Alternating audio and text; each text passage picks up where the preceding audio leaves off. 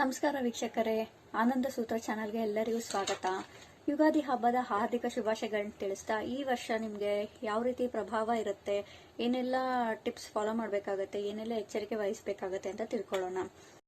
ನಿಮ್ಮ date of birth ಏನಾಗಿದ್ರು 8, 17, 26 ಆಗಿದ್ರೆ ಈ ವಿಡಿಯೋ ನಿಮಗೋಸ್ಕರ. ಎಲ್ಲೂ ಸ್ಕಿಪ್ ಮಾಡದೆ ಪೂರ್ತಿ ವಿಡಿಯೋ ನೋಡಿ. ನೀವು ಶನಿಗ್ರಹಕ್ಕೆ ಒಳಪಡ್ತೀರಾ. ಶನಿಗ್ರಹದವರು ಶ್ರದ್ಧೆ, ಶಿಸ್ತು, ಸಮಯದ ಪಟ್ಟಿ ಪಾಲನೆ ಹಾಗೂ ಹೊಣೆಗಾರಿಕೆಯಿಂದ ನೀವು ಜೀವನ ಮಾಡ್ತಾ ಇರ್ತೀರ. ಹಾಗೆ ಯಾವ ಕೆಲಸನೂ ಸತತ ಪ್ರಯತ್ನ ಹಾಗೂ ಪರಿಶ್ರಮದಿಂದ ಮಾತ್ರ ಯಶಸ್ಸು ಸಿಗುತ್ತೆ ನಿಮಗೆ. ಇದನ್ನು ದಯವಿಟ್ಟು ನಂಬಿ. ಇವರು ಜವಾಬ್ದಾರಿಯನ್ನತ ಸೆಳೆಯಲ್ಪಡುವಂತಹ ವ್ಯಕ್ತಿಗಳಾಗಿರ್ತಾರೆ. ಕೆಲವೊಮ್ಮೆ ತಡವಾಗಬಹುದು, ಆದರೆ ಕೈ ಹಿಡಿದ ಕೆಲಸದಲ್ಲಿ ಕಳಪೆ ಅನ್ನೋದು ಯಾವತ್ತೂ ಇರೋದಿಲ್ಲ.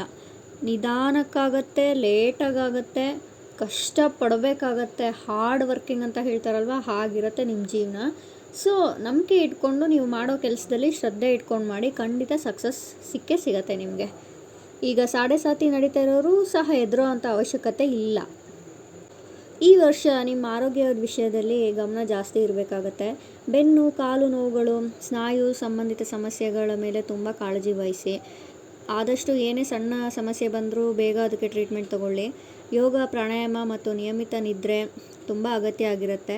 ತೈಲಾಭ್ಯಾಸ ಮತ್ತು ಸೇವಾ ಮನೋಭಾವದಿಂದ ನಿಮ್ಮ ಆರೋಗ್ಯ ಸುಧಾರಿಸುತ್ತೆ ಈ ವರ್ಷ. ಆದಷ್ಟು ಒಳ್ಳೆ ಫುಡ್ಸ್ನ ಊಟ ಮಾಡಿ, ಹೊರಗಡೆ ಫುಡ್ಸ್ ಊಟ ಮಾಡೋಕ್ಕೆ ಹೋಗಬೇಡಿ. ಮಸಾಲೆ ಐಟಮ್ಸು ಎಲ್ಲ ಚೆನ್ನಾಗಿ ನೀರು ಕುಡೀರಿ, ಧ್ಯಾನ ಮಾಡಿ.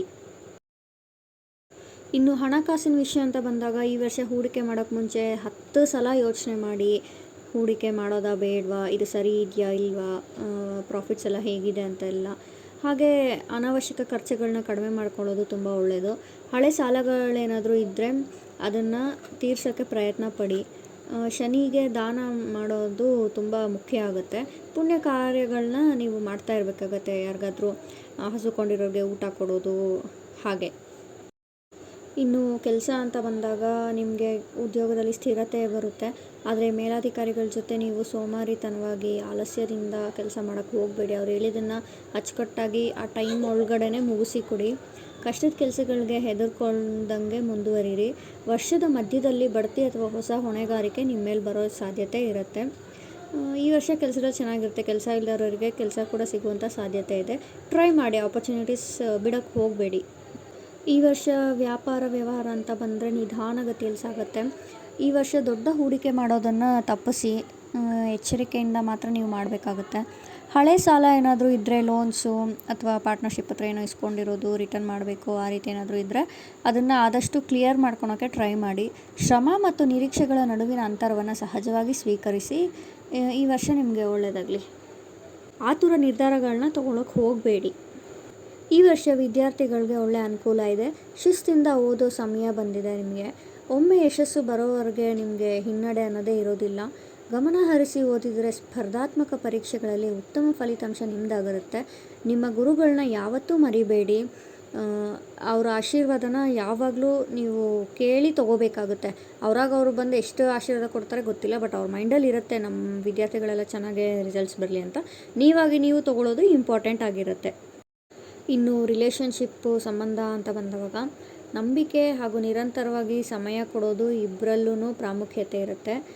ಕುಟುಂಬದವರ ಎಲ್ಲ ವ್ಯಕ್ತಿಗಳು ಇದು ಅಳವಡಿಸುತ್ತೆ. ನಿಮ್ಮ ಮಾತುಗಳು ಅಲ್ಪವಾಗಿರಬೇಕು, ಅದು ಕಠಿಣವಾಗಿರಬಾರ್ದು. ಹಾಗಿದ್ದರೆ ಏನಾಗುತ್ತೆ, ಮನಸ್ತಾಪ ಬರೋ ಸಾಧ್ಯತೆ ಇರುತ್ತೆ. ಸೊ ನೀವು ಸಹಜವಾಗಿ ಶಾಂತಿಯುತವಾಗಿ ಇದ್ದು ನೀವು ನಿಮ್ಮ ಮನೆಯವ್ರನ್ನೆಲ್ಲರನ್ನೂ ಬ್ಯಾಲೆನ್ಸ್ ಮಾಡ್ತಾ ಇರಬೇಕಾಗತ್ತೆ ಈ ವರ್ಷ. ಇನ್ನು ಶನಿಗ್ರಹದ ಕುರಿತಾಗಿ ಒಂದು ಸಣ್ಣ ಕತೆ ನೋಡ್ಕೊಬರೋಣ. ಇದರಿಂದ ನಿಮಗೆ ಇನ್ನೂ ಈಸಿಯಾಗಿ ಅರ್ಥ ಮಾಡ್ಕೊಳ್ಬೋದು. ಒಂದು ಕಾಲದಲ್ಲಿ ಒಂದು ನಾಡಿನಲ್ಲೊಬ್ಬ ಮನುಷ್ಯ ದಿನ ದೇವಸ್ಥಾನಕ್ಕೆ ಹೋಗಿ ದೇವರನ್ನು ಪೂಜೆ ಮಾಡ್ತಾ ಇರ್ತಾನೆ. ಆದರೆ ಸ್ವಭಾವದಲ್ಲಿ ಅತ್ಯಂತ ಬೇಸತ್ತುಕೊಳ್ಳೋ ಸ್ವಭಾವ ಇರುತ್ತೆ ಅವನಿಗೆ. ಏನು ಮಾಡಿದ್ರೂ ಫಲ ಅನ್ನೋದು ಬರೋದಿಲ್ಲ ಅವನಿಗೆ. ಅಕಾಲಕ್ಕೆ ಕೈ ಬಿಟ್ಬಿಡ್ತಾನೆ. ನಾನು ಎಷ್ಟು ಪ್ರಯತ್ನ ಮಾಡಿದ್ರೂ ಇದು ನನಗೆ ಬರ್ತಾನೆ ಇಲ್ಲ, ಯಾವ ಕೆಲಸನೂ ನನಗೆ ಮುಂದುವರಿತಾನೆ ಇಲ್ಲ, ಯಾವುದೂ ಕಂಪ್ಲೀಟ್ ಆಗ್ತಾನೆ ಇಲ್ಲ, ಯಾವುದ್ರಲ್ಲೂ ನನಗೆ ರಿಸಲ್ಟ್ಸ್ ಸಿಗ್ತಾ ಇಲ್ಲ ಅಂತ.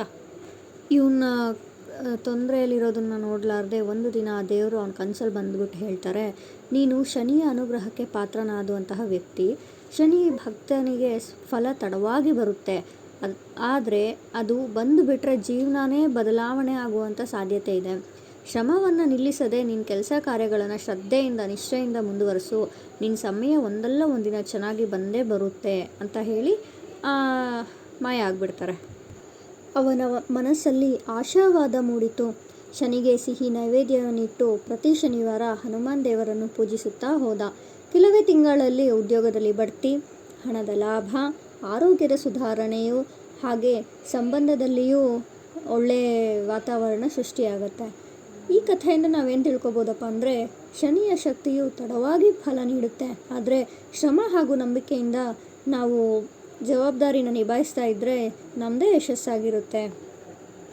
ಇನ್ನು ಈ ಶನಿ ಗ್ರಹಕ್ಕೆ ಸಂಬಂಧಿಸಿದಂತೆ ಏನು ಪರಿಹಾರ ಮಾಡ್ಕೋಬೇಕಾಗುತ್ತೆ ಈ ವರ್ಷ ಅಂದರೆ, ಪ್ರತಿ ಶನಿವಾರ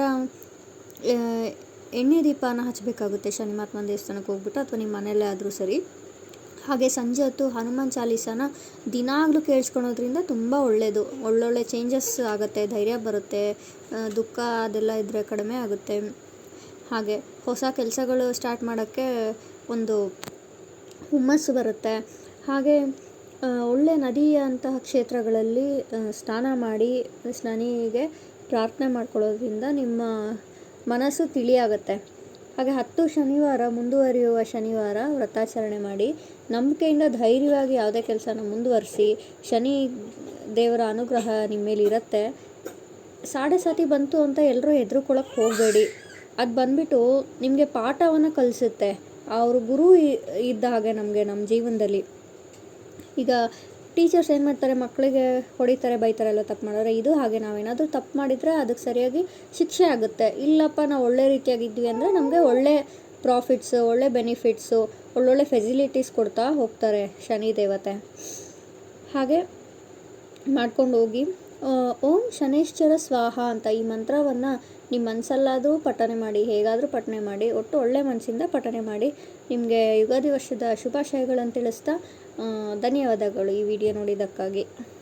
ಒಳ್ಳೆಯದಾಗಲಿ.